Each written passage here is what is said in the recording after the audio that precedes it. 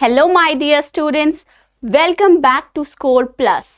बच्चे, ये आपका अपना यूट्यूब चैनल है जहाँ पे आप और हम मिलके पढ़ते हैं बहुत सारे डिफरेंट सब्जेक्ट्स को। मैं अपने आप को इंट्रोड्यूस करा दूं, मैं हूं आपकी राशि ma'am. I am your chemistry educator for foundation classes.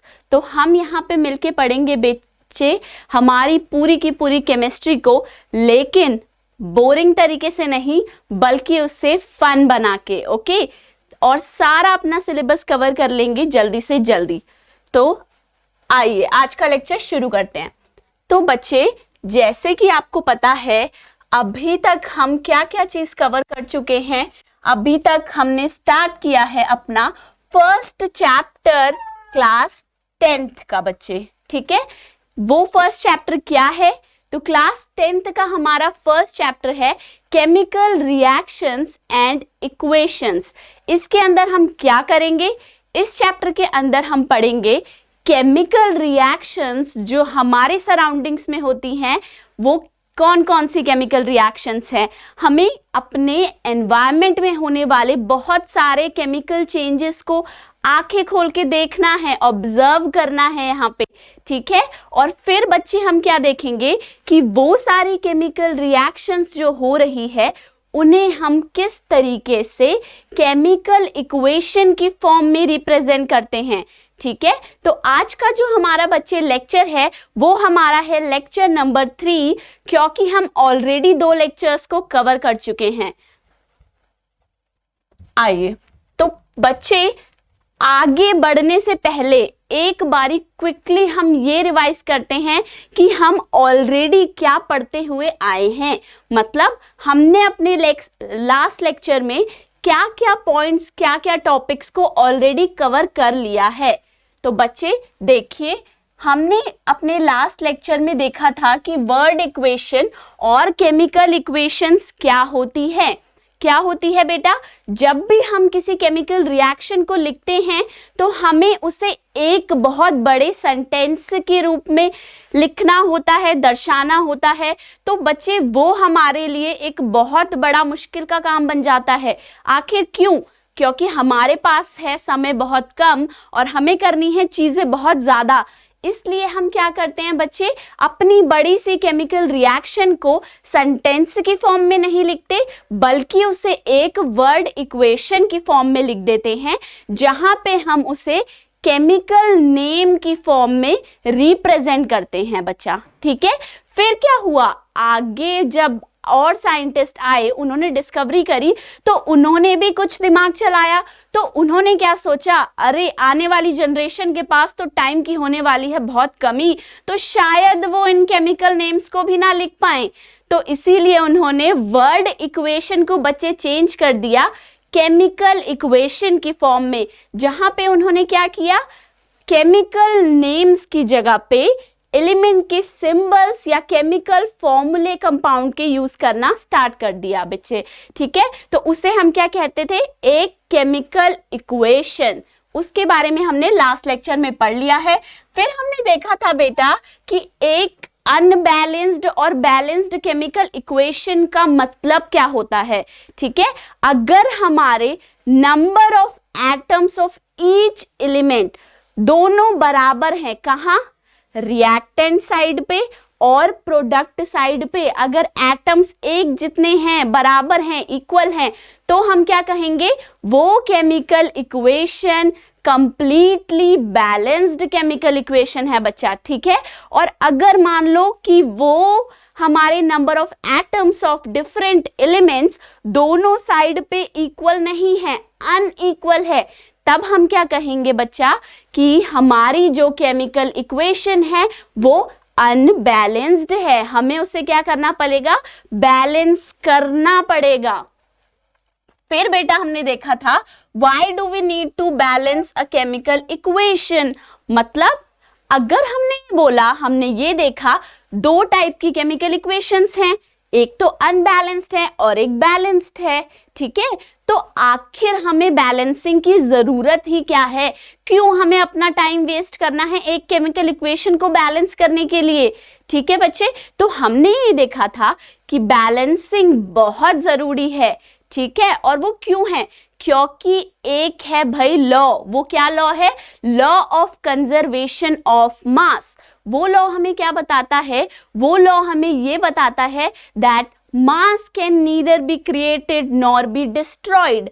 जो भी मास है ना तो वो बन सकता है केमिकल रिएक्शन में, ना ही वो खत्म हो सकता है। बच्चे, जितना आपने रिएक्टेंट का मास लिया है टोटल, उतना ही टोटल आपका मास प्रोडक्ट का भी बनना चाहिए। ठीक है, ये है हमारा law of conservation of mass. तो इस ही लॉ को फॉलो करने के लिए हमें क्या करना पड़ता है? हर एक केमिकल इक्वेशन को प्रॉपरली, पूरी तरीके से बैलेंस केमिकल इक्वेशन बनाना पड़ता है।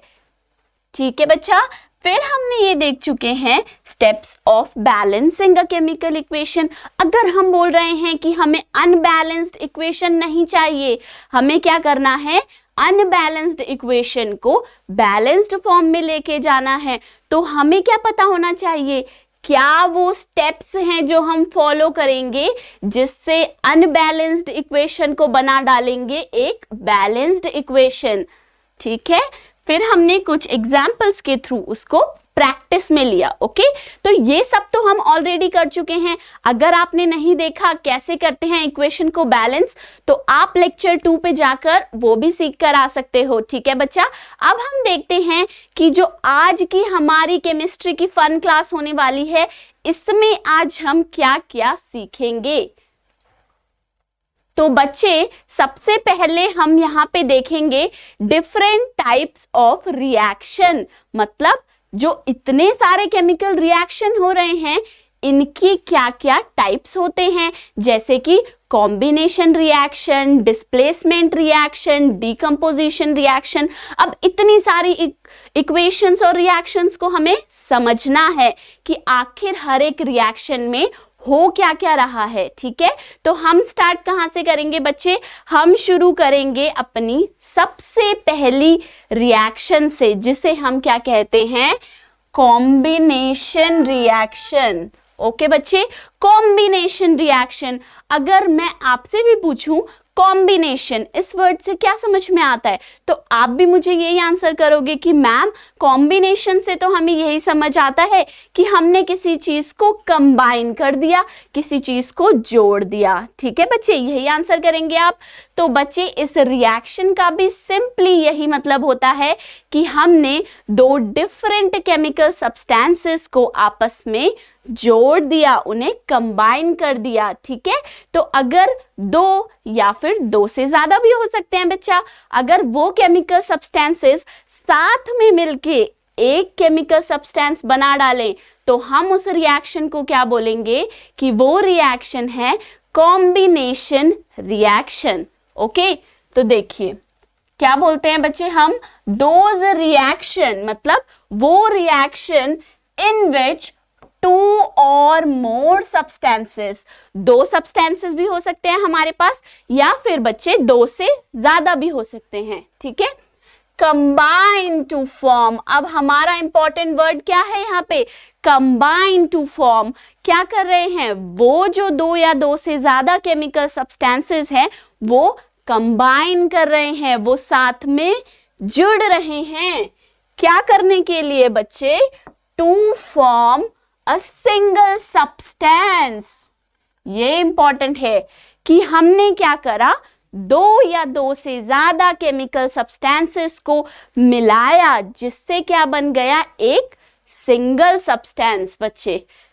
सो these reactions are called combination reactions. Okay, तो वो रिएक्शन जिनमें भी दो या दो से ज्यादा केमिकल सब्सटेंसेस साथ में मिलकर एक कंपाउंड बना डालेंगे, उसे हम क्या कहेंगे बच्चे?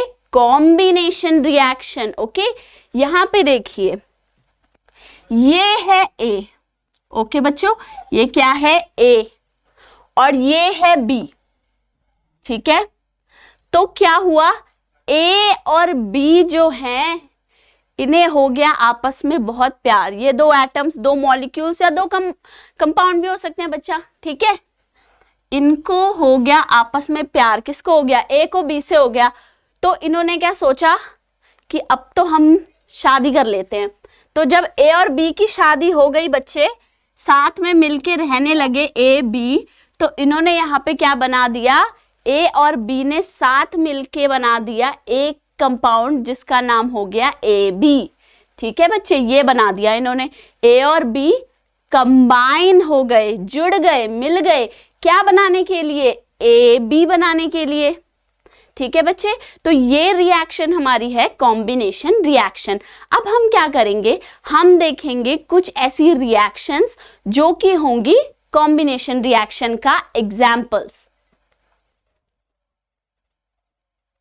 ओके, तो सबसे पहले यहाँ पे देखो बच्चे क्या हो रहा है, आप खुद नोटिस कीजिए यहाँ पे क्या चल रहा है, एक केमिकल रिएक्शन हो रहा है जिसमें क्या कर रहे हैं, टोंग्स से इन्होंने क्या पकड़ा हुआ है, ये देखो, ये देखो कैसे बर्न हो रहा है ना। ये देखिए यहाँ पे ये क्या कर रहे हैं बच्चा, ये जो इनके हाथ में है ये क्या है, ये है एक मैग्नीशियम रिबन। ओके, तो यहाँ क्या हो रहा है, ये इस मैग्नीशियम रिबन को बर्न कर रहे हैं इस हीट में। ये हीट जिससे निकल रही है, ये इसको हम क्या कहते हैं बच्चा, बर्नर। ओके, ये हमारा लैब में यूज होता है जिसे हम कहते हैं बर्नर। इससे क्या निकल रही है, हीट निकल रही है, उसमें इन्होंने जला दिया मैग्नीशियम रिबन। ओके, तो ये क्या हो गया, यहाँ पे ऐश की फॉर्म में कन्वर्ट हो जाता है जिसे हम क्या कहते हैं, मैग्नीशियम ऑक्साइड। ठीक है बच्चे, ये रिएक्शन हमने यहाँ लिखी है, आप इसको देखिए, मैग्नीशियम क्या कर रहा है, ऑक्सीजन से रिएक्ट करके क्या बना रहा है, मैग्नीशियम ऑक्साइड। ठीक है, मैग्नीशियम एक आपका डिफरेंट एलिमेंट था, ऑक्सीजन एक डिफरेंट एलिमेंट था, जब दोनों ने मिलके कंबाइन कर दिया, कॉम्बिनेशन कर दिया, तो उन दोनों का कॉम्बिनेशन क्या बन गया, मैग्नीशियम ऑक्साइड। ठीक है, ये क्या हो गया आपका, मैग्नीशियम ऑक्साइड।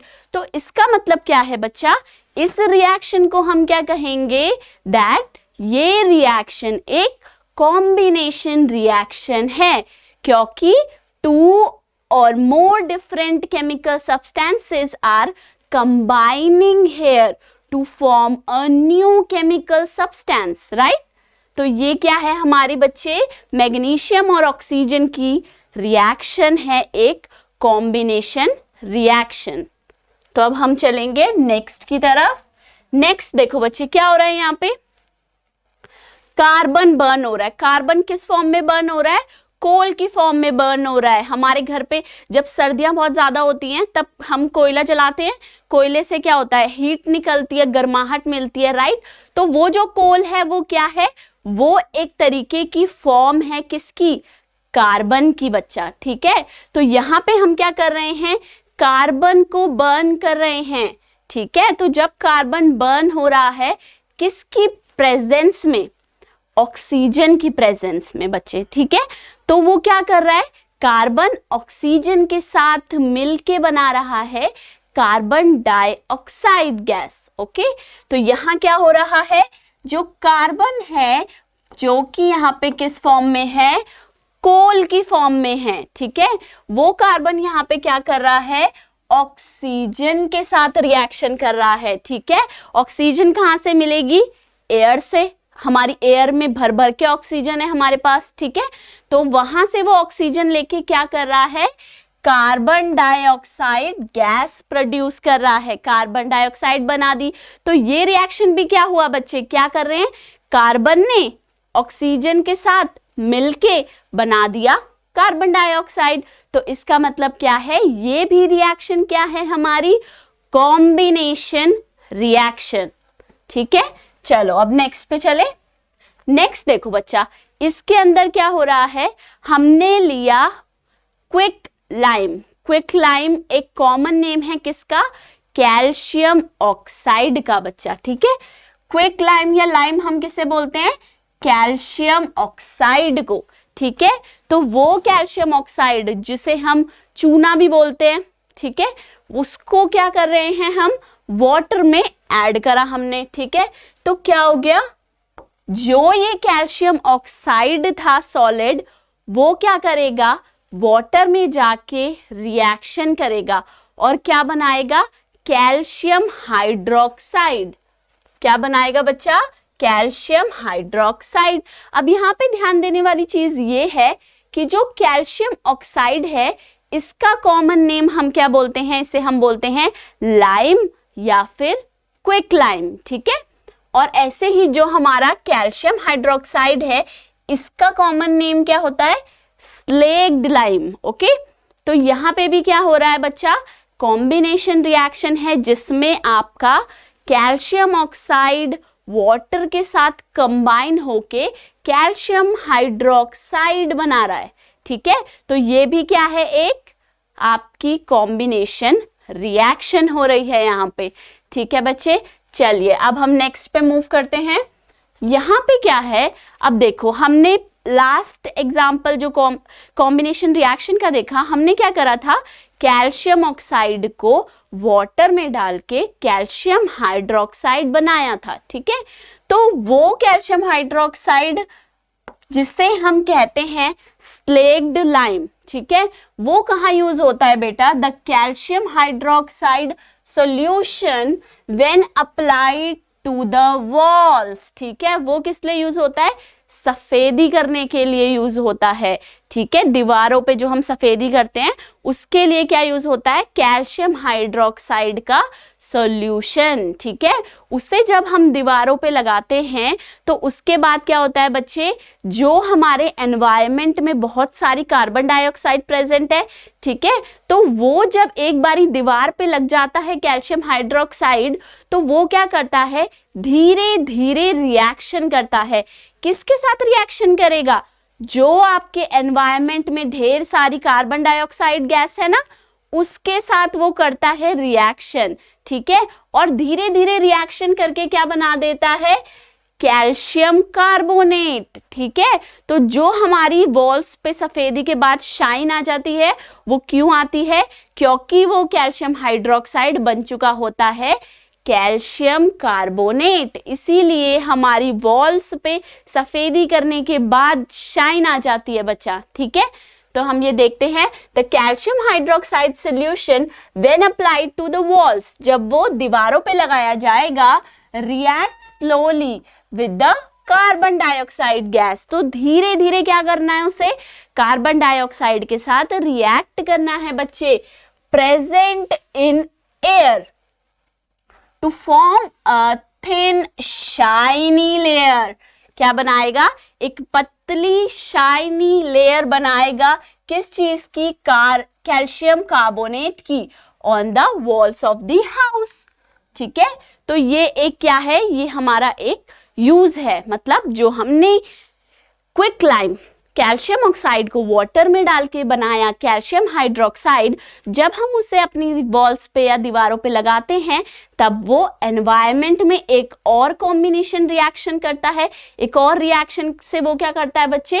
वो करता है एक रिएक्शन जिसमें कैल्शियम हाइड्रोक्साइड रिएक्ट करता है कार्बन डाइऑक्साइड के साथ, ठीक है, और क्या बनाता है? Calcium carbonate and water. ये जो कैल्शियम कार्बोनेट है ये हमारी वॉल्स को क्या करता है?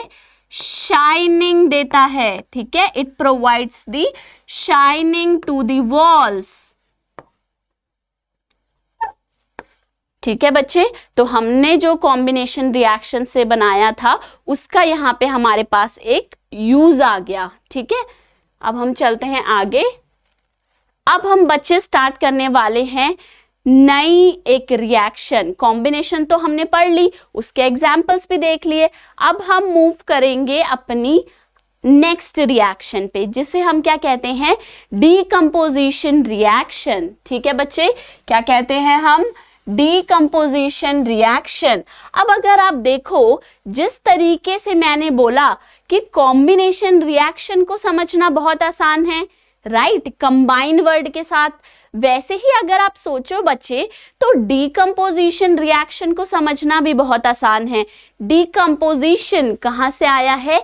डीकंपोज वर्ड से, जब हम बात करते हैं डीकम्पोज की बच्चे, तो हम उसे कैसे रिलेट करते हैं? किसी चीज का टूट जाना, किसी चीज का एक से ज्यादा पोर्शन में डिवाइड हो जाना, राइट? उसी के लिए हम यूज करते हैं डीकम्पोज वर्ड, ठीक है? तो अगर आप बात करो डीकम्पोजिशन रिएक्शन की, तो आप सीधे सीधे इसको ऐसे समझ सकते हो कि एक केमिकल जो आपका सब्सटेंस था वो टूट गया और उसने क्या कर दिया, दो या दो से ज्यादा केमिकल सब्सटेंसेस बना दिए, तब हम क्या कहेंगे कि वो क्या है, हमारी डीकम्पोजिशन रिएक्शन है बच्चे, ठीक है? अब हम डेफिनेशन देखते हैं फटाफट। दोज रिएक्शंस यानी कि वो रिएक्शंस जिनमें क्या होगा, इन विच अ कंपाउंड स्प्लिट्स अप। अब देखो मैं जो डीकम्पोज वर्ड यूज कर रही हूं उसके लिए यहाँ पे क्या वर्ड यूज कर रहे हैं, स्प्लिट्स अप, ठीक है? डीकम्पोज का मतलब भी टूटना, स्प्लिट्स अप का मतलब भी क्या, टूटना, राइट? तो ये क्या बोल रहे हैं, those reaction in which compound splits up into two और मोर, ठीक है? दो भी बना सकता है, दो से ज्यादा भी बना सकता है। Simpler substances are known as decomposition reactions, ठीक है बच्चे? तो इसका मतलब हमें पता चल गया, डीकम्पोजिशन रिएक्शन मतलब एक सब्सटेंस से टूट के दो या दो से ज्यादा सब्सटेंसेस बना दिए, तो वो हमारी हो गई डीकम्पोजिशन रिएक्शन, ठीक है? अब आगे क्या बता रहे हैं बच्चे, the decomposition reactions are carried out by. अब देखो बच्चा, जब हम किसी चीज को जोड़ते हैं या हमें मतलब रिएक्ट कराना होता है, कॉम्बिनेशन कराना होता है, तो कई जो कॉम्बिनेशन रिएक्शन होते हैं वो अपने आप भी हो जाते हैं, ठीक है? लेकिन जब हमें किसी केमिकल सब्सटेंस को तोड़ना है, डिकम्पोज करना है, तो उसके लिए हमें किसी ना किसी फॉर्म में उसको एनर्जी देनी पड़ेगी, ठीक है?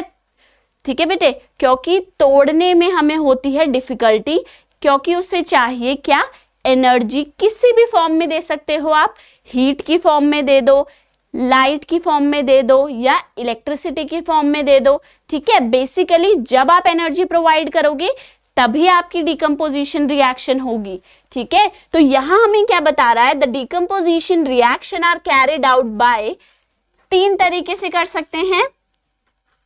अप्लाइंग हीट, आप उसे गर्म कीजिए, लाइट, सनलाइट में छोड़ दीजिए, या फिर इलेक्ट्रिसिटी, इलेक्ट्रिक करंट पास करके उसका डीकम्पोजिशन कराइए, ठीक है? अब देखिए नेक्स्ट क्या लिखा है, a decomposition reaction is just the opposite of the combination reaction, ठीक है बच्चा? तो इसका मतलब क्या है, कॉम्बिनेशन में हमें जोड़ना है, डीकम्पोजिशन में हमें तोड़ना है, ठीक है? जो डीकम्पोजिशन और कॉम्बिनेशन क्या है, एक दूसरे के ऑपोजिट्स हैं, ठीक है? ये हमें बता रहा है। अब यहाँ पे देखो बेटा, इस इमेज में आप क्या देख सकते हो, ये है आपका ए और ये है बी, ये है एक कंपाउंड ए बी, ठीक है?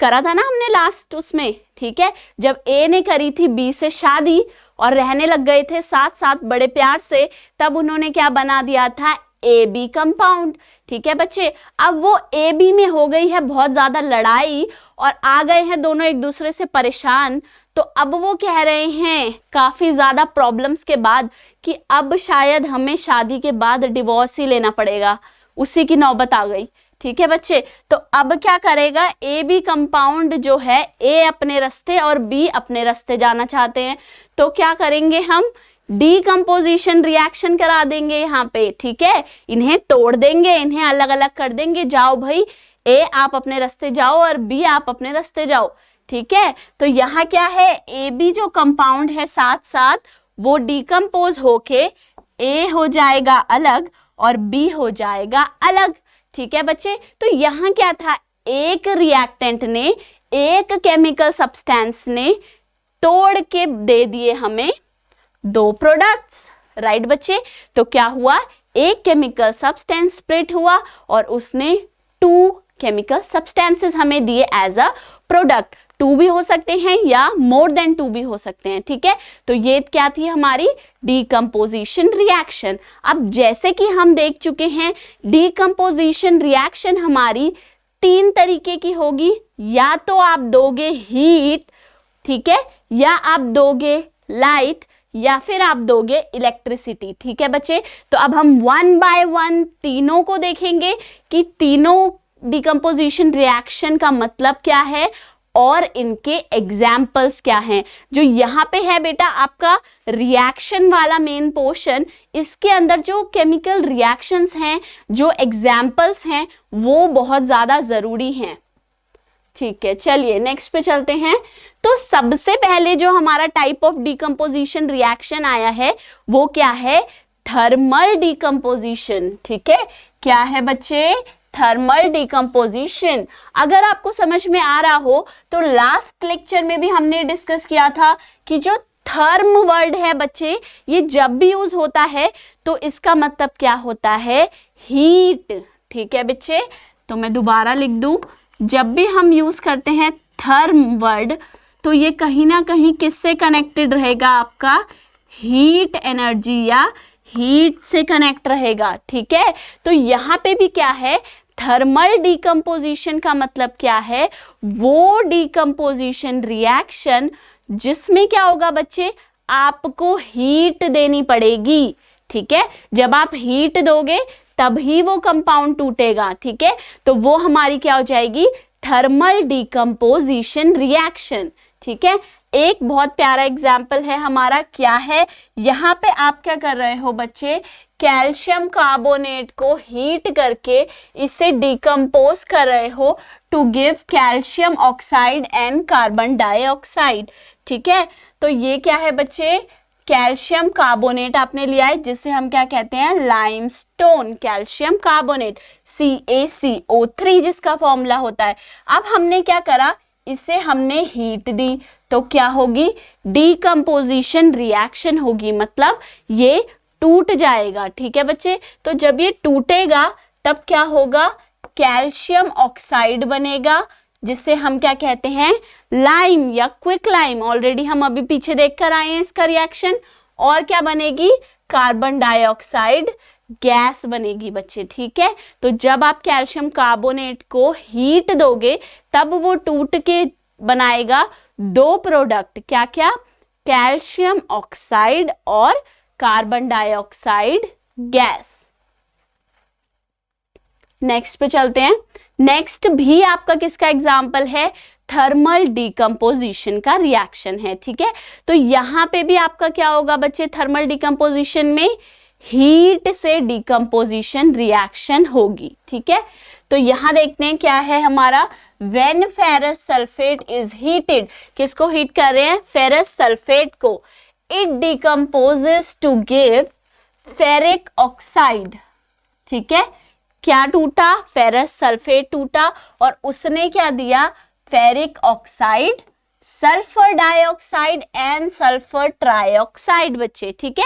तो ये हम एक्सपेरिमेंट कैसे करेंगे, यहाँ देखिए, यहाँ फोकस कीजिए इमेज पे। यहाँ पे हमने क्या करना है, लेना है फेरस सल्फेट, ठीक है बच्चे। फेरस सल्फेट लेंगे अपनी टेस्ट ट्यूब के अंदर थोड़ा सा और फिर उसको हम क्या करेंगे, हीट करेंगे, ठीक है। हीट करते समय जब भी आप ध्यान रखना, आप कोई रिएक्शन करा रहे हो तो आपको अगर जो गैस इवॉल्व हो रही है हमें उसकी स्मेल भी अगर लेनी है तो कभी भी जो आपका टेस्ट ट्यूब का माउथ है बेटा, कभी भी आप उसको डायरेक्टली अपनी नोज की तरफ नहीं करोगे, क्योंकि वो गैस हो सकता है कि आपके लिए डेंजरस हो, राइट। तो हमेशा हमारी टेस्ट ट्यूब होल्ड होनी चाहिए किस एंगल में, हमारे नोज से थोड़ी सी दूर, ठीक है। तो जब आपने फेरस सल्फेट के क्रिस्टल लोगे किसमें, टेस्ट ट्यूब के अंदर आपने लिए फेरस सल्फेट के क्रिस्टल्स, फिर आपने क्या करा बच्चा, आप उसे हीट करोगे, ठीक है। क्योंकि कौन सी रिएक्शन करने जा रहे हो आप, थर्मल डिकम्पोजिशन, तो हीट तो देनी पड़ेगी तभी रिएक्शन होगी, ठीक है। तो जब आप थर्मल डिकम्पोजिशन कराओगे तो यहाँ से क्या निकल रहा है बच्चे, गैस निकल रही है। लेकिन देखो, इसको कभी भी अपने फेस की तरफ आपने पॉइंट नहीं करना, ठीक है। तो सबसे पहले हमने क्या लेना है, एक टेस्ट ट्यूब, उसके अंदर हमने क्या लेना है, फेरस सल्फेट बच्चे, ठीक है, FeSO4। अब यहाँ पे एक और पॉइंट जो आपके दिमाग में रहना चाहिए वो क्या है, वो मैं आपको बता दूं यहीं पर कि बच्चा जो हमारा फेरस सल्फेट है इसका अगर देखा जाए फॉर्मूला तो वो होता है FeSO4.7H2O, ठीक है। फेरस सल्फेट को कैसे लिखते हैं, FeSO4.7H2O। इसके साथ क्या होता है बेटा, 7 वाटर मॉलिक्यूल्स होते हैं, ठीक है। और ये किस कलर का होता है, फेरस सल्फेट डॉट 7H2O आपका ग्रीन कलर का होता है, ठीक है। इसके अंदर ग्रीन कलर होता है। पर जैसे ही आप इसको टेस्ट ट्यूब में लेके हल्का सा हीट करोगे तो वो 7H2O क्या होगा, वो आपका इवेपोरेट हो जाएगा, ठीक है, वो उड़ जाएगा और आपके पास क्या बचेगा, सिर्फ और सिर्फ FeSO4 फेरस सल्फेट। और इंस्टेंटली एकदम से क्या होगा बच्चे, जो ग्रीन कलर था वो आपका तभी के तभी किस में चेंज हो जाएगा, व्हाइट कलर में चेंज हो जाएगा, ठीक है। तो यहां से आप क्या समझोगे कि जो हमारा इन फेरस सल्फेट के क्रिस्टल्स में ग्रीन कलर होता है वो बेसिकली इस 7 वाटर की वजह से प्रेजेंट होता है, ठीक है। तभी वो कैसे होते हैं, ग्रीन इन कलर होता है, ठीक है। जैसे ही आप उसको हीट करोगे इंस्टेंटली वो व्हाइट कलर में चेंज हो जाएगा, ठीक है। अब हमने क्या करा है बेटा, इस फेरस सल्फेट को हमने लिया टेस्ट ट्यूब के अंदर और इसे हीट करना है अपने बर्नर पे, ठीक है। जैसे ही हम इसे हीट करेंगे तो वैसे ही क्या होगा, इसमें से गैस निकलनी स्टार्ट हो जाएगी, ठीक है। तो हम हल्के से उसको अपनी नोज पे डायरेक्ट नहीं करके दूर करके हल्के से उसके थोड़े से फ्यूम्स लेके आप उसे देखना, ठीक है। तो क्या होता है बच्चे, जो गैस निकलती है वो बहुत ही गंदी गैस होती है। जैसे आप किसी नाले के बगल से गुजरोगे ना बच्चा, तो वहां से कितनी गंदी स्मेल आती है, पंजेंट रॉटन स्मेल, वही स्मेल किसकी होती है, सल्फर की गैसेस की, ठीक है। तो इसको तो आप नाक से दूर रख के ही करना, क्योंकि तब भी आपको बहुत ज्यादा स्मेल आने वाली है, ठीक है। तो क्या कर रहे हो आप यहाँ पे, मैंने लिया क्या बच्चा, फेरस सल्फेट सॉलिड फॉर्म में उसके क्रिस्टल्स लिए और हमने क्या करा है, फिर उसे कर दिया हीट। जैसे ही हीट करा फेरस सल्फेट किस में चेंज हो गया, फेरिक ऑक्साइड में। जो भी हमारे मेटल के सॉल्ट्स होते हैं बेटा, जब भी आप उन्हें हीट करोगे तो मोस्टली केस में वो क्या बनाएंगे, ऑक्साइड बनाएंगे, क्योंकि वो ऑक्सीजन से रिएक्ट करते हैं, ठीक है। वैसे ही यहाँ पे क्या बन गया, फेरिक ऑक्साइड बन गया। अब यहाँ पे एक चीज और है, अगर आपको कंफ्यूजन हो कि मैम यहाँ पे आप फेरस बोल रहे हो आयरन को, और यहाँ पे आप जैसे ही वो ऑक्साइड में चेंज हो गया आपने तो उसका नाम ही बदल डाला, आपने फेरस से बोल दिया कि फेरिक हो गया, ऐसा क्यों। तो बच्चा यहाँ पे इसलिए ऐसा होता है क्योंकि हमारी एक होती है स्टेट ऑफ ऑक्सीडेशन, जो यहाँ पे है आयरन आपका, आपको पता है सल्फेट किस फॉर्म में होता है, SO4 2 नेगेटिव, राइट। तो यहाँ पे जो आयरन है Fe वो क्या है, +2 की फॉर्म में प्रेजेंट है, ठीक है। तो जब भी आपका आयरन +2 की फॉर्म में होगा, देखो यहां ध्यान दो, जब भी आपका जो आयरन है बच्चे जिसका सिंबल क्या है, Fe, ठीक है बच्चे। तो जब भी ये Fe 2+ की फॉर्म में है किसी भी क्रिस्टल के अंदर, तो हम इसके नाम को कैसे बोलेंगे, फेरस, ठीक है, OUS, फेरस, ठीक है। और जब भी ये आयरन किसी भी क्रिस्टल के अंदर किस फॉर्म में है बच्चे, +3 के कैटायन की फॉर्म में है, तब हम इसे क्या बोलेंगे, फेरिक, ठीक है। क्या बोलेंगे हम इसे, फेरिक। तो इसीलिए मेरे बच्चों हमने यहाँ पे क्या लिखा है, फेरस सल्फेट, क्योंकि यहाँ पे आयरन है +2 में, और यहाँ क्या लिखा है, फेरिक ऑक्साइड, क्योंकि यहाँ पे जो ये Fe है ये है +3 की स्टेट में, ठीक है। और साथ में क्या निकली, बड़ी ही गंदी गंदी बदबू मारने वाली दो गैसेस, जो क्या है, सल्फर डाइऑक्साइड और सल्फर ट्राइऑक्साइड बच्चे। ठीक, तो ये क्या था हमारा, हमने कराई डिकम्पोजिशन किसकी, फेरस सल्फेट की बच्चे। ठीक है, तो ये आपको रिएक्शन अच्छे से पता होनी चाहिए। चलिए अब नेक्स्ट एग्जाम्पल पे चलें। अब क्या है हमारा, नेक्स्ट भी थर्मल डिकम्पोजिशन का एग्जाम्पल है, पर यहाँ पे क्या हुआ, यहाँ पे लिया लेड नाइट्रेट। ठीक है, when lead nitrate is heated it decomposes to give lead oxide, nitrogen dioxide and oxygen. देखो बच्चा, वहां पे मैंने आपको बोला था जो मेटल जब हम हीट करेंगे इन्हें तो ये ऑक्सीजन के साथ क्या बनाते हैं, मेटल ऑक्साइड, राइट। जैसे वहां पे फेरस सल्फेट को हीट करा तो क्या बना, फेरिक ऑक्साइड। ऐसे ही यहाँ पे जब आप लेड नाइट्रेट को हीट कर रहे हो तो क्या बन रहा है, लेड ऑक्साइड। ठीक है बच्चे, तो इसको आपको हीट करना है।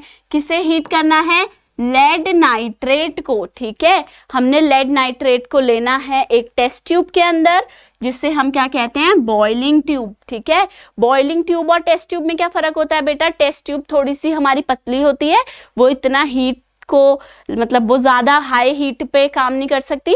बॉइलिंग ट्यूब थोड़ी सी मोटी होती है, थिक होती है, जिसे आप ज्यादा टेम्परेचर पे भी यूज कर सकते हो। ठीक है, इसीलिए यहाँ पे हमने क्या लिया है, बॉइलिंग ट्यूब ले ली बच्चे।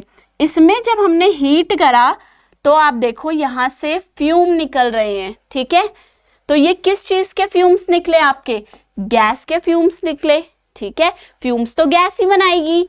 तो देखो यहाँ क्या हुआ, लेड नाइट्रेट जो था बच्चे सॉलिड, हीट होने के बाद चेंज हो गया सॉलिड लेड ऑक्साइड के अंदर, और साथ में बनी नाइट्रोजन डाइऑक्साइड एंड ऑक्सीजन। अब बच्चे ये तो हमें पता है कि ऑक्सीजन गैस तो हमारे एनवायरनमेंट में ऐसे भी बहुत ज्यादा है, तो उसका तो कोई कलर नहीं है, उसके तो कोई फ्यूम्स नहीं दिखते हमें, राइट। तो यानी कि जो ये फ्यूम्स निकल रहे हैं ये किस गैस के निकल रहे हैं, नाइट्रोजन डाइऑक्साइड गैस के निकल रहे हैं बच्चे। ठीक है, और ये किस कलर के होते हैं, ब्राउन कलर के।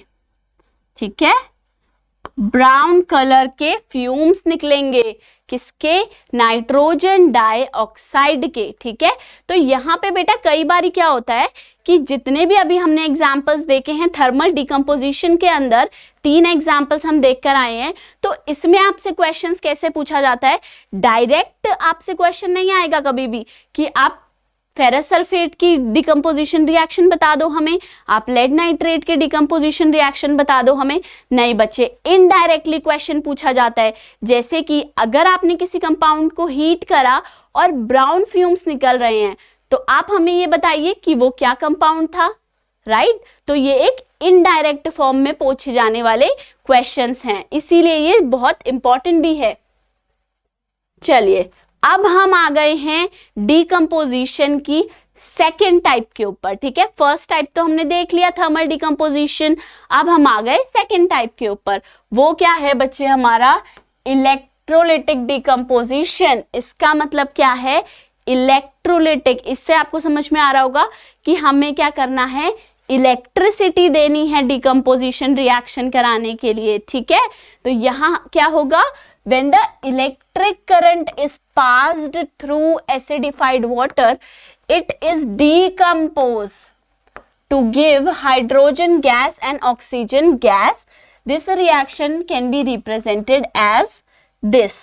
ठीक है बच्चे, क्या हो रहा है, आपने क्या करा, यहाँ पे लिया वाटर, वाटर में आपने क्या करा, इलेक्ट्रिक करंट को पास करा, ये बैटरी के थ्रू।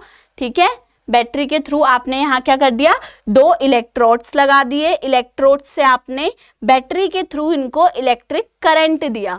ठीक है, अब क्या होगा, जो ये आपका वाटर है, क्योंकि आप इसे इलेक्ट्रिक करंट दे रहे हो इसीलिए ये करेगा इलेक्ट्रोलिटिक डिकम्पोजिशन।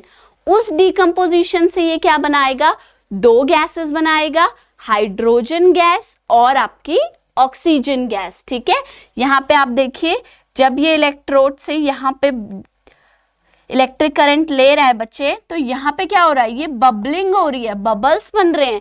क्यों बन रहे हैं बबल्स, क्योंकि वहां पे कोई ना कोई तो गैस प्रोड्यूस हो रही है, राइट।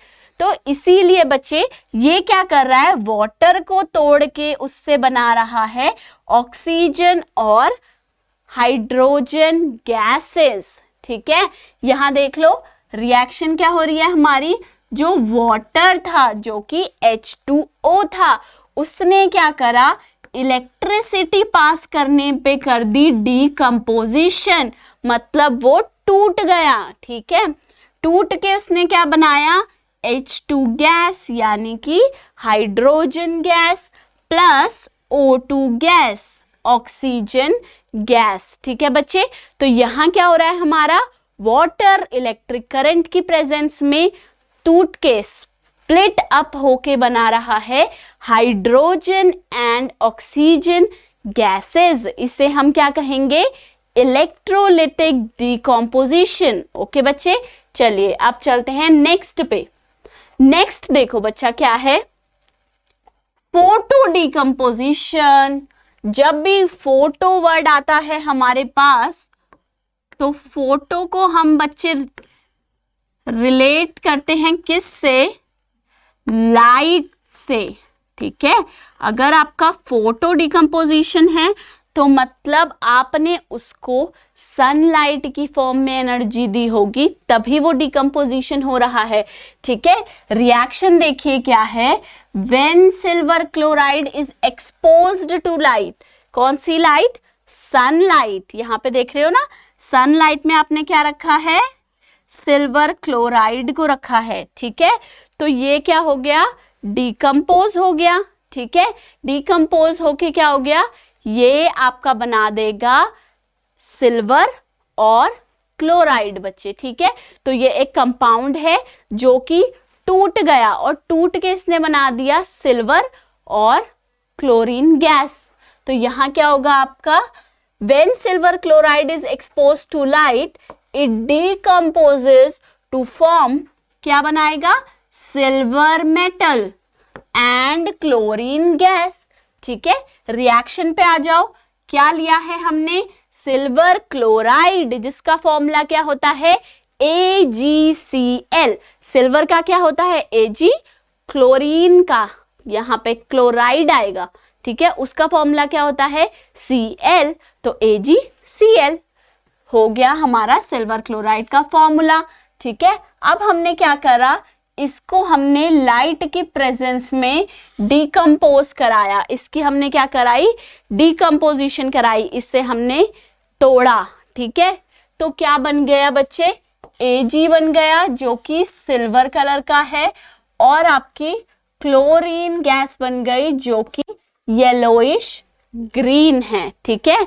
तो यहाँ पे क्या हुआ आपका, AgCl ने टूट के बनाया, AgCl कैसा था, यहाँ पे देखो व्हाइट इन कलर था, ठीक है। जब वो टूट गया तो उसने क्या बनाया, ग्रे कलर का सिल्वर और येलोइश ग्रीन कलर की क्लोरीन गैस निकलेगी, Cl2 गैस इवॉल्व होगी, ठीक है। तो ये किसका एग्जाम्पल था, फोटो डिकम्पोजिशन रिएक्शन का। नेक्स्ट पे चलिए, अब हम देखो बच्चे, हमने पढ़ लिए 2 टाइप्स ऑफ रिएक्शन, वो क्या क्या थे, combination reaction and decomposition reaction. अब हम पढ़ने जा रहे हैं third type of the reaction, जिसे हम क्या बोलते हैं बच्चे, डिस्प्लेसमेंट रिएक्शन, ठीक है। अब जैसे मैंने आपको बोला कॉम्बिनेशन डिकम्पोजिशन भी नाम से क्लियर है, वैसे ही बच्चे अगर आप सोचो तो डिस्प्लेसमेंट भी तो अपने नाम से क्लियर है, ठीक है। डिस्प्लेसमेंट वर्ड का मतलब क्या होता है कि आपने किसी चीज की जगह कुछ और चीज को रख दिया, ठीक है, मतलब इसे आपने रिप्लेस कर दिया, इसकी रिप्लेसमेंट डाल दी, ठीक है। तो वो आपका हो गया डिस्प्लेसमेंट रिएक्शन। तो हम इसे डिफाइन कैसे करेंगे, those reactions in which one element, ठीक है बच्चे, यहां पे ये ध्यान देना, वन एलिमेंट कह रहा है, takes place of another element, ठीक है, मतलब एक एलिमेंट आया और उसने दूसरे एलिमेंट की जगह ले ली, तो हम उसे क्या कहेंगे, इन अ कंपाउंड, ठीक है, are known as displacement reactions बच्चा, मतलब एक एलिमेंट ने किसी कंपाउंड के अंदर किसी दूसरे एलिमेंट की जगह ले ली, ठीक है, तो हम उसे क्या कहेंगे, डिस्प्लेसमेंट रिएक्शन। ठीक है बच्चे, आओ एग्जाम्पल देखते हैं। ये क्या है, ए बी, ठीक है बच्चे, और ये है अकेला सी।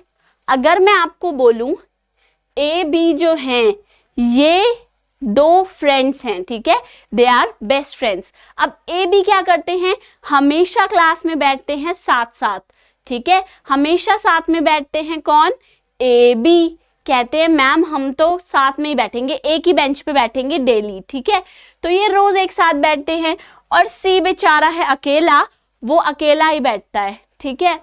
पर क्या हुआ, एक दिन सी ने बोला, किसको बोला इसने, सी ने बोला बी को कि आज मैं तेरे साथ बैठूंगा, ठीक है। तो क्या हुआ बच्चे, लड़ाई होगी। क्या ए जो है वो सी को बोलेगा कि मैं तेरे साथ मैं बी को तेरे साथ नहीं जाने दूंगा, ठीक है, वो फाइट करेगा, नहीं बेटे नहीं कर सकता। क्यों, क्योंकि सी जो है वो बड़ा है, सी जो है वो स्ट्रॉन्गर है, ठीक है।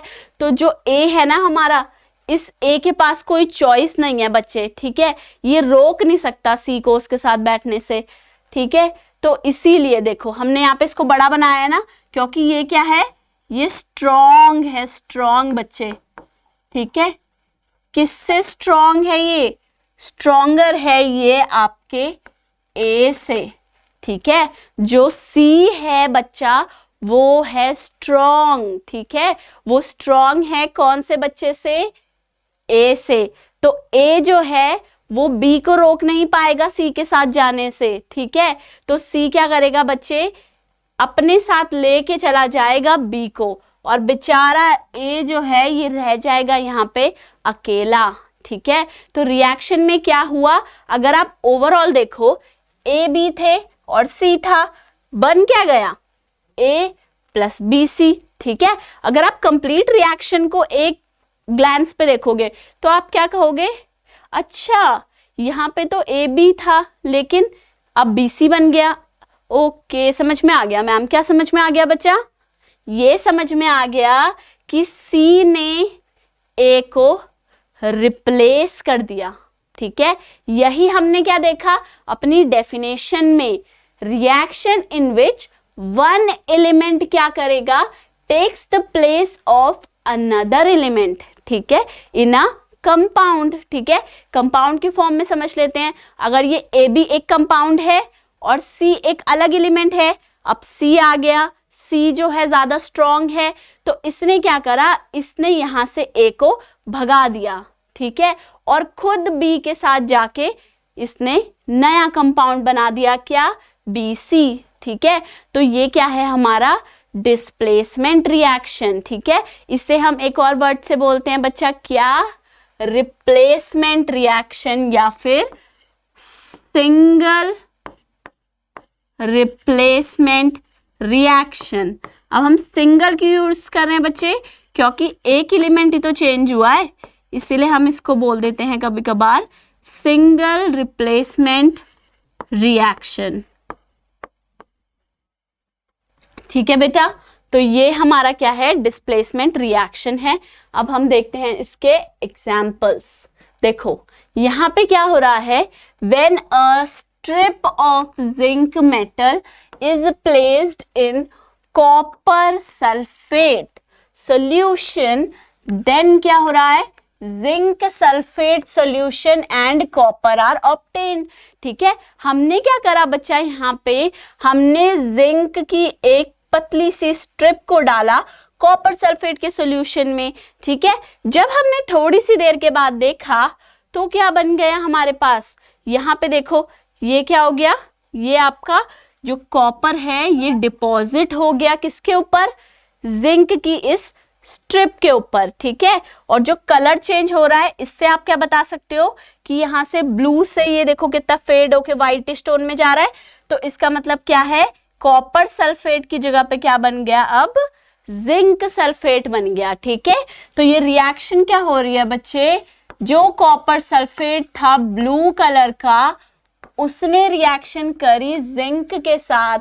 ठीक है, और क्या बना दिया, जिंक सल्फेट, जो कि है एक कलरलेस सॉल्यूशन, और साथ में कॉपर सॉलिड जो कि रेडिश ब्राउन होता है, जो आपकी यहाँ पे स्ट्रिप के ऊपर डिपॉजिट हो रहा है। ठीक है, तो अगर ओवरऑल इस रिएक्शन को आप देखोगे तो मैं आपके लिए दोबारा रिएक्शन लिखती हूँ बच्चे, कॉपर सल्फेट प्लस था जिंक आपका। ठीक है, तो इसने बना दिया जिंक सल्फेट प्लस कॉपर। अगर इस रिएक्शन को हम ध्यान से देखें तो सिर्फ क्या चेंज हो रहा है, ये चेंज हो रहा है बच्चा। क्या चेंज हुआ, कॉपर की जगह किसने ले ली, जिंक ले ली। ठीक है, अब कॉपर की जगह आ गया जिंक, तो बना दिया जिंक सल्फेट और कॉपर। तो ये क्या है आपका, एक डिस्प्लेसमेंट रिएक्शन है। ठीक है, this displacement reaction takes place because zinc is more reactive than copper। ठीक है, जैसे अभी लास्ट मैंने बोला कि कब डिस्प्लेसमेंट होगा, जब जो दूसरा एलिमेंट है वो क्या है, वो स्ट्रॉन्ग है। ठीक है, जब वो पहले से स्ट्रॉन्ग है तभी तो वो उसे धक्के मार के निकाल देगा और अपना उसकी जगह बैठ जाएगा, राइट। तो इसीलिए क्या होगा, डिस्प्लेसमेंट रिएक्शन तब होगा जब वो एलिमेंट ऑलरेडी जो कंपाउंड के अंदर एलिमेंट प्रेजेंट है उससे क्या होगा, मोर स्ट्रॉन्गर होगा। ठीक है, हम केमिस्ट्री में स्ट्रॉन्गर को कैसे डिफाइन करते हैं, in the way of reactivity. अगर वो मेटल ज्यादा रिएक्टिव है, ठीक है, तो यानी कि वो ज्यादा स्ट्रॉन्ग मेटल है बच्चे। ठीक है, तो अब हमें क्या जरूरत है, क्योंकि हमें ये पता लगाना होगा कि कौन सा मेटल ज्यादा रिएक्टिव है और कौन सा कम है। सपोज हमें एग्जाम में कोई भी रिएक्शन मिल जाए, ठीक है, जरूरी नहीं है ना जो बुक में है वही आएगा। तो अगर कोई भी रिएक्शन आती है तो हम कैसे पता लगाएंगे कि डिस्प्लेसमेंट रिएक्शन होगी या फिर नहीं होगी। तो इसके लिए आपको क्या करना है, आपको देखना है क्या वो मेटल ज्यादा रिएक्टिव है या नहीं है, क्या उसके अंदर कैपेसिटी है कि वो लात मार के पहले से बैठे मेटल को वहां से भगा सके या नहीं है बच्चे। ठीक है, तो इसके लिए हम देखते हैं क्या, रिएक्टिविटी सीरीज। ठीक है, इसे हम क्या बोलते हैं, रिएक्टिविटी सीरीज ऑफ मेटल्स बच्चे। ठीक है, जैसे देखो ये पूरी बनी हुई है हमारी, potassium, sodium, calcium, magnesium, aluminium, zinc, iron, tin, lead, hydrogen, copper, mercury, silver, gold. ठीक है, ये पूरी हमारी एक टेबल है। ठीक है, रिएक्टिविटी आपकी कैसे जा रही है बच्चे, डिक्रीजिंग ऑर्डर में। सबसे ऊपर जो है वो सबसे ज्यादा रिएक्टिव है, ठीक है, मोस्ट रिएक्टिव है, और सबसे नीचे जो है वो लीस्ट रिएक्टिव है, मतलब उसकी रिएक्टिविटी सबसे कम है बेटा। ठीक है, तो अगर आप देखो तो इस टेबल से आपने क्या पता लगाना है, वापस एक बारी मैं आपको लास्ट स्लाइड पे लेके जाऊंगी। क्या करा आपने, जिंक सल्फेट में कॉपर सल्फेट में डाला, कॉपर सल्फेट के सॉल्यूशन में जिंक डाला। ठीक है, तो हमारे पास दो मेटल जिन्हें हमें कंपेयर करना है कि कौन स्ट्रॉन्ग है, ठीक है, या कौन ज्यादा क्या है, रिएक्टिव है, ये हमें देखना है। तो दो मेटल हमारे पास क्या है, जिंक और कॉपर। अब चलो अपनी रिएक्टिविटी सीरीज के पास और इससे पूछ लो कि बताओ हमें कौन ज्यादा रिएक्टिव है, कौन ज्यादा स्ट्रॉन्ग है। ठीक है बच्चे, तो यहां देखो आपका जिंक कहाँ है, ठीक है, ये रहा हमारा जिंक। ठीक है, चलो मिल गया जिंक तो हमें। अब हम ढूंढते हैं कॉपर, तो बच्चा कॉपर है यहां। ओ नो, मतलब जिंक कितनी ऊपर बैठा है कॉपर के। ठीक है, तो जिंक और कॉपर में अगर आप देखो तो कितना ज्यादा हमारा रिएक्टिविटी का डिफरेंस आ रहा है, राइट। ये है स्ट्रॉन्ग और ये है वीक। किस टर्म्स में, रिएक्टिविटी ऑफ मेटल्स की टर्म में, और वो हमें किसने बताया, कैसे पता चला, रिएक्टिविटी सीरीज से। ठीक है बच्चे, तो ये एक ऐसी सीरीज है जो हमेशा हमें बताएगी, हमेशा हमें गाइड करेगी कि कौन सा मेटल स्ट्रॉन्गर है, कौन सा मेटल वीकर है बच्चे। ठीक है, तो यहां से हमें पता चल गया जिंक स्ट्रॉन्ग है किससे, कॉपर से। तो जब कॉपर सल्फेट के सॉल्यूशन में जिंक जाएगा तो जिंक कहेगा किसको, कॉपर को कहेगा बच्चे कि मैं हूं तेरे से स्ट्रॉन्गर, तो अब तू यहां से निकल जा। ठीक है, अब जो कॉपर है उसके पास नहीं है क्या, दो राहें। वो ये नहीं कह सकता ना जिंक को कि नहीं मैं तो नहीं जाऊंगा, क्योंकि उसे पता है कि जिंक मुझसे स्ट्रॉन्गर है, वो तो मुझे लात मार के यहाँ से भगाएगा ही। तो वो बेचारा कॉपर चुपचाप वहां से निकल के अपने आप ही चला जाता है बच्चे। ठीक है, और बन जाता है कॉपर सॉलिड, और जिंक अपना मजे में सल्फेट के साथ मिलकर बना लेता है जिंक सल्फेट बच्चे। ठीक है, तो चलो अब हम एक और बढ़िया सा एग्जाम्पल देखते हैं। ये है हमारा मोस्ट इंपॉर्टेंट एग्जाम्पल भी।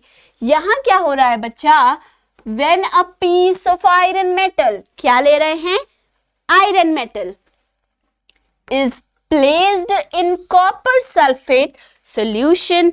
आयरन मेटल को किस में डाल दिया, कॉपर सल्फेट के सॉल्यूशन में डाल दिया। Then iron sulphate solution and copper metal are formed बच्चा। ठीक है, अब देखो हम इसे भी अपने तरीके से करेंगे। कैसे करेंगे, हम सबसे पहले लिखेंगे क्या क्या है हमारे पास। हमने लिया कॉपर सल्फेट का सॉल्यूशन, और इस सॉल्यूशन का क्या करा हमने, इसके अंदर डाल दिया आयरन को। ठीक है बच्चा, अब देखो क्या होगा, आयरन जाएगा कॉपर सल्फेट के पास, ऑब्वियस है ना बच्चा। वो कहेगा यार कॉपर चल तू यहां से निकल, मुझे सल्फेट के साथ रहना है, मुझे सल्फेट के साथ क्रिस्टल बनाना है, राइट। तो क्या कॉपर आयरन को बनाने देगा, तो चलते हैं फटाफट कहाँ, अपनी रिएक्टिविटी सीरीज के पास, और वहां से पता लगाते हैं कि आखिर होगा क्या।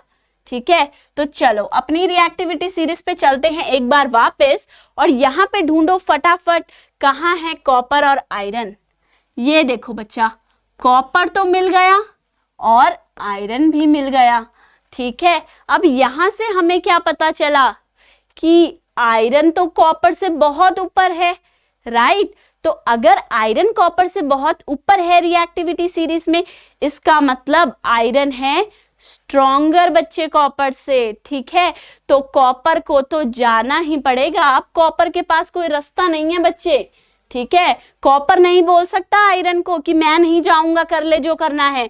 ठीक है, इसे जाना पड़ेगा क्योंकि ये है वीकर देन आयरन। कैसे, रिएक्टिविटी में। ठीक है बच्चे, तो अब बेचारे कॉपर के पास कोई रास्ता नहीं बचा, तो ये चुपचाप अपना सामान उठा के निकल लेगा बाहर। अब क्या होगा, आयरन बनाएगा सल्फेट के साथ, आयरन सल्फेट। ठीक है बच्चे, और कॉपर निकल गया बाहर बड़े ही आराम से। ठीक है, क्योंकि उसे पता है कि वो नहीं लड़ सकता आयरन से। ठीक है, तो क्या रिएक्शन हो रही है, यहां आ जाओ।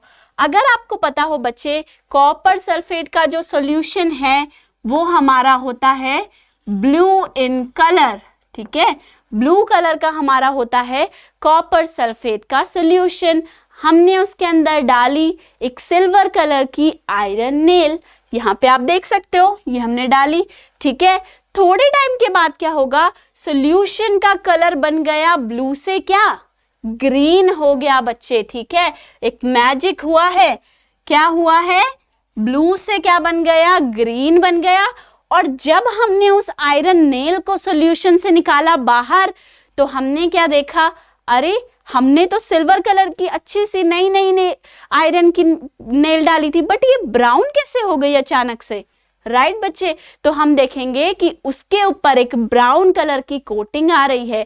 अब क्या हुआ बच्चा, कॉपर सल्फेट सॉल्यूशन जो कि ब्लू था, उसमें जैसे ही आयरन गया, आयरन ने लात मार के निकाल दिया कॉपर को घर से बाहर, और आयरन रहने लगा सल्फेट के साथ घर के अंदर, तो क्या हुआ, आयरन सल्फेट बन गया जिसका कलर है ग्रीन बच्चा। ठीक है, तो सॉल्यूशन का कलर क्या हो गया, ब्लू से बदलकर हो गया ग्रीन। ठीक है, और जो ये कॉपर था ना, ये सॉलिड फॉर्म में बन गया जो कि होता है ब्राउन कलर का।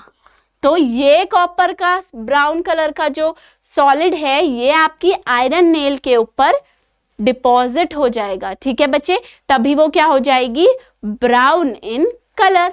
आ जाओ फटाफट रिएक्शन देखें। कॉपर सल्फेट फॉर्मूला क्या है, CuSO4।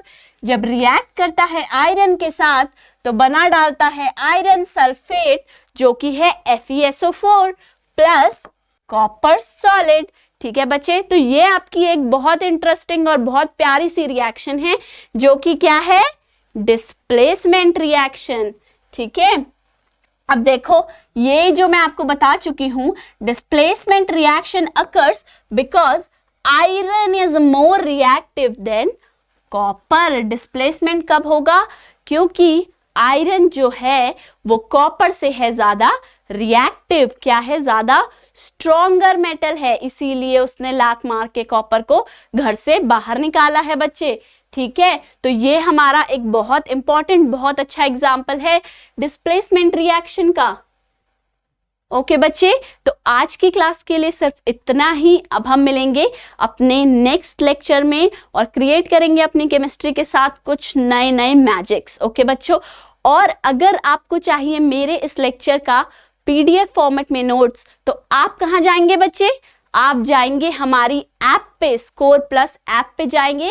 वहां से आप सारे नोट्स जो हैं डाउनलोड कर सकते हो बेटा, और उनको बार बार रिवाइज कर सकते हो ताकि आपकी प्रिपरेशन क्या हो जाए, स्ट्रॉन्ग बन जाए एग्जाम के लिए। ठीक है बच्चे।